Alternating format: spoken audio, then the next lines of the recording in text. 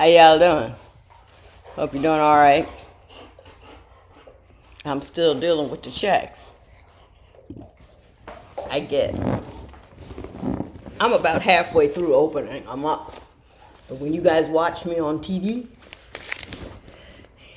or on Instagram, or I'm not on TV anymore. I'm on YouTube, or they got a podcast of my seasons. They break me off a little change, but they break me off one check for any amount from 1 cent to, $50.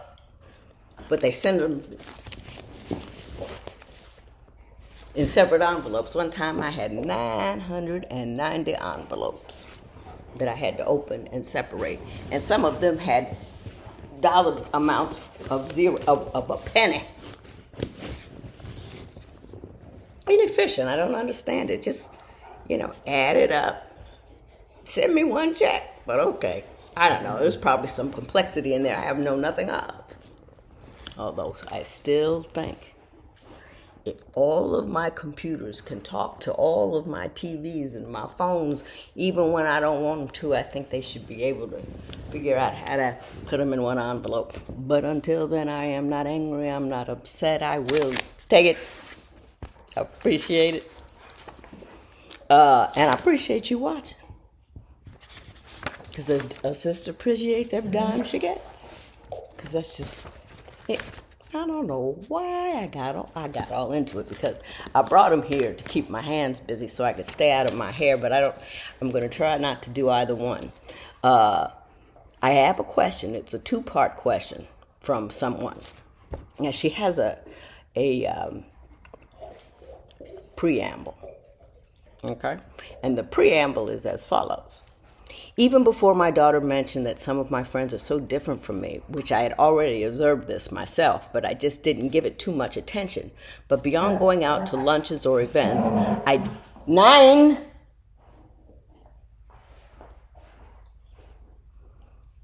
and this sweater is too hot. Hang on. I'm back in a lighter sweater. This is like the weird time in Arizona where you have to turn on the heat in the morning, and then by the evening you have to turn on the air, by the afternoon you have to turn on the air conditioner. Just it's like this weird transitional period, and I thought I was going to burst into flames. And no, I'm not going through menopause. I did that already back in Cleveland. Kids were still in middle school. I remember one time it got so bad in the middle of dinner, Big E got up, got the boys up and said, "We're leaving the house." I was just mean as a hornet. Because what happens to you is your testosterone, estrogen level goes different. You start feeling a little dudeish about inconveniences. Or about other people's, like, I don't know. Oh, I was high as a firecracker. I know. Mama was like, "Where is my wife?" And then I went to the doctor and we found me again. But I remember one time, one of my sons was just trying to turn teenagey, and I was in a mood, and he was in a teenagey mood. I said, "I understand you a teenager, but my hormones trump your hormones, because my hormones come with money and a dude. I got credit and all the authority, so be quiet." I went. I was just playing. You have to find something funny about menopause, because if you don't, you're just heating up every once in a while. But anyway, I'm sorry. I got to go back to my question. I'm going to start all over again. Not all over, but she said, even before I mentioned that some of my friends are so different from me, I'd already observed this myself, and I didn't give it too much attention. But beyond going out to lunches or events, I didn't really see why these ladies ever approached me in the venues we've met in. Two-part question. Should I question the friendships of people who are total opposites of me and just quietly fade into the background? Or two, could these friends have motives and think I have more money than them because the only thing we do have in common is enjoying delicious food? Well, they're not making you pick up the bill, are they? Now, if they're making you pick up the bill all the time, then yeah, that's a problem. But I don't think that's what's happening here. Should I question the friendships of people who are total opposites of me? Why? You can only be friends with people just like you. One of my best buddies, we don't agree on religion, politics. We don't agree on a whole lot of stuff. Man, we just don't agree. But we're crazy about each other. We discuss a lot, but he's not like me. He's just so opposite of me. And I done put my hands in my hair, and now it's all over the place, and it's giving me crap. When I took my hat off, and then that happened. But he ain't anything like me. Do you know what I mean? Man that climbs mountains. I'm afraid to leave the house. Complete opposites. You don't have to. Everybody doesn't have to be in lockstep in order to be okay. You can be friends with somebody that doesn't believe in the things that you believe in the way you do, as long as you don't get caught up doing something that you don't believe in. What's the problem? I mean, really, what's the problem? It's just, it opens you up, and nobody's ever completely correct. So you can learn from anybody a notion or whatever. And I think, should I question the fact that they like me because they're not exactly like me? Listen, if I only like people that were the same as me, I'm alone all the time anyway, but I wouldn't have nobody. You're you. Everybody's an individual. And some people have collective interests that are theirs. But you don't have to question, is the friendship real because we don't agree on lockstep? That's what I hate. I hate all this silo thinking. Not only do you have to agree with me, you have to be exactly the same amount of angry as me and the same kind of upset. And you can't talk. You can't like him because I don't like him because he likes that. Let's not do that. Let's all think for ourselves and talk to everybody and be interested in what's going on. And when you talk to people that you don't agree with, I don't just my facts. What I do is your fact right there I agree with.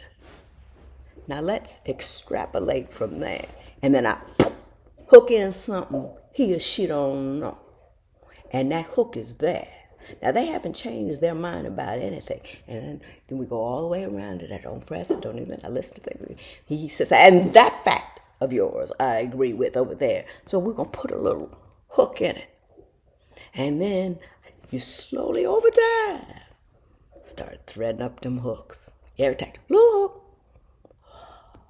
hook. Kind of like a sewing thing,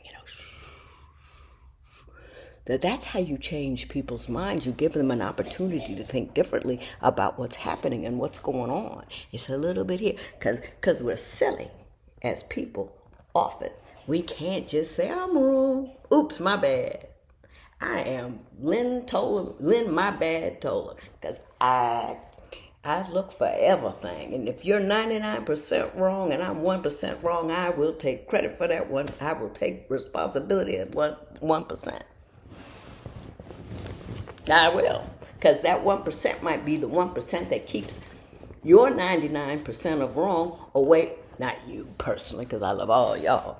Their 99%. What was I talking about? I got excited. Then I talked to you because I didn't want you to think I was talking to you in that manner, and I forgot what I said. Oh! The 1% I have may keep that 99% that you done wrong from me falling off the edge of a mountain. You know what I mean? If you push me 99 steps and there are 100, I'm not going to do one more wrong and go over. Start pushing back. But anyway, so, if the only thing you have in common is eating food, then that's your food group. I got different friend groups. It's hard to believe. Most of them are telephonic or otherwise because I just live so far away from everybody. But you got this friend that you got to do this with and this friend that you do that with. It's exciting to have all sorts of friends in all different arenas. It gives you an opportunity to see, feel, be excited about things. And if you do that, and we continue to talk to each other as people and seek not to find where the difference is, and pop them where they're soft. But look for where you agree. Start where other people are and slowly walk them home. That's the rule in my mother's book, my mother's rules. And it don't mean take no stuff. It doesn't mean let people get away with things. It's a way to teach a process of getting along and getting things done, which we don't seem to be interested in anymore.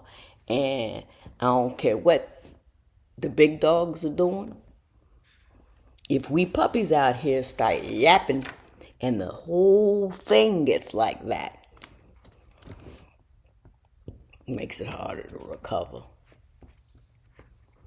But anyway, I just had two funny things, and it had to do with differences and peoples.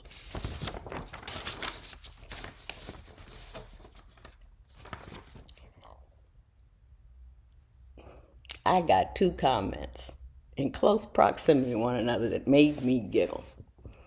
And the first comment was on YouTube.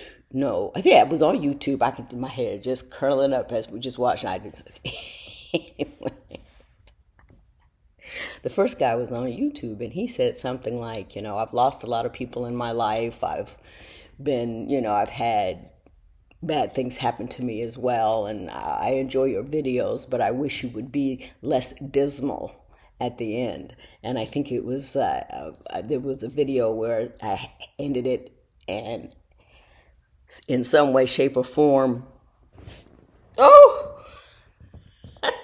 in some way, shape, or form implicated my husband, and I got sad, and I got pitiful or something and left or whatever. And and I responded to him,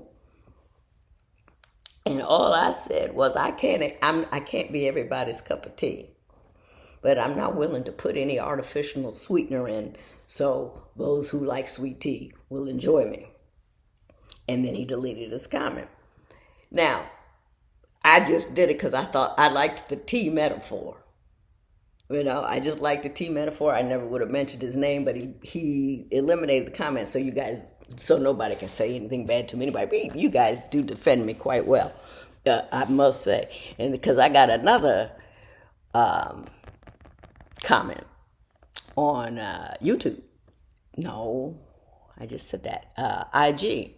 And the comment was, I think you're lonely and miserable despite your he didn't say ersatz, but that's, what he meant, your persona. Like, you're playing on here as you're interested in, really just because you're alone and you're a lonely woman and you can't hide that with all this fake happy. So it was interesting. One cat was asking me to fake happy, and another cat was saying, stop faking being happy. And, it's like, what people see has very little to do with what they're looking at. It has to do with the prisms that they put what they see through, and what you think and what you believe in. I remember the funniest thing. I was at this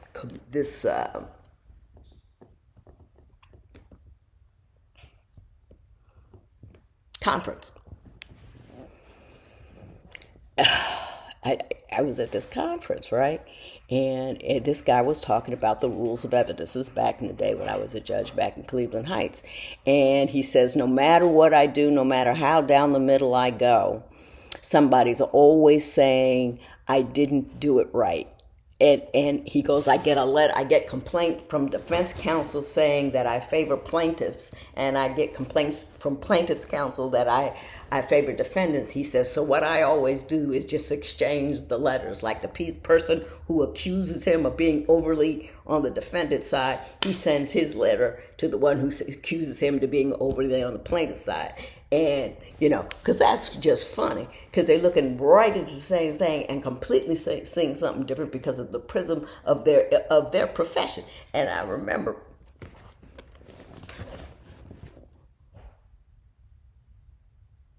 my sister-in-law says I have too many doors open.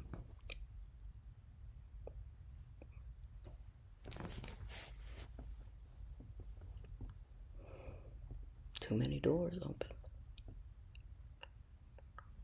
Oh, I was going to say, in divorce court, I used to, when I first started, you were always for the women, or you're always for the men, or you're always for the cute guys. Oh, she's crying, so now I'm going to be unfair.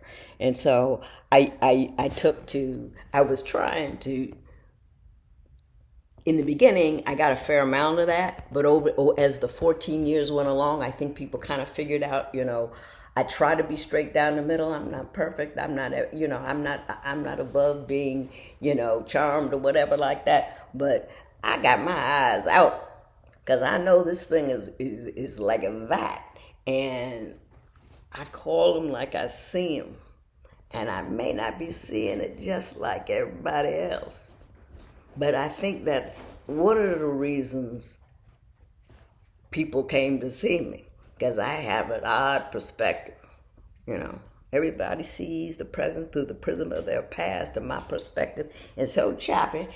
My grandmother was born in 1886. My grandmother, not my great-grandmother, my grandmother. My daddy born in 1919. I got a lot of long range, which I don't know. They are a part of my past, and therefore they're a piece of my prism, and so they are part of what I see. But anyway, although there was one time in court, I had to stop and just swallow. This cat was so good looking.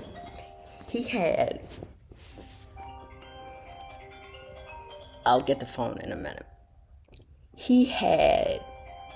We used to do charges A, B, C, D, E, F, G. He was all the way to M on his license.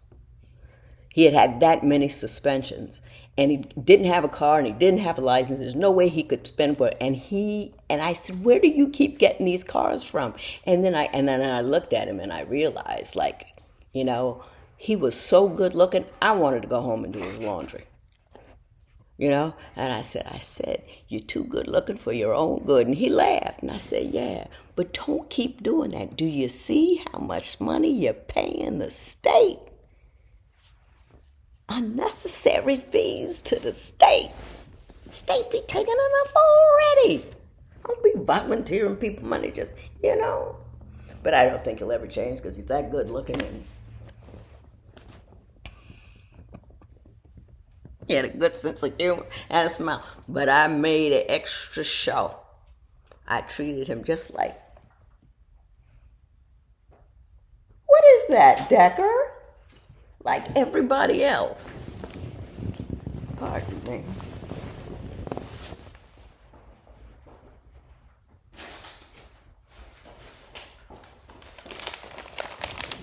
Now, I don't even buy these chips. This must be out of my son's room.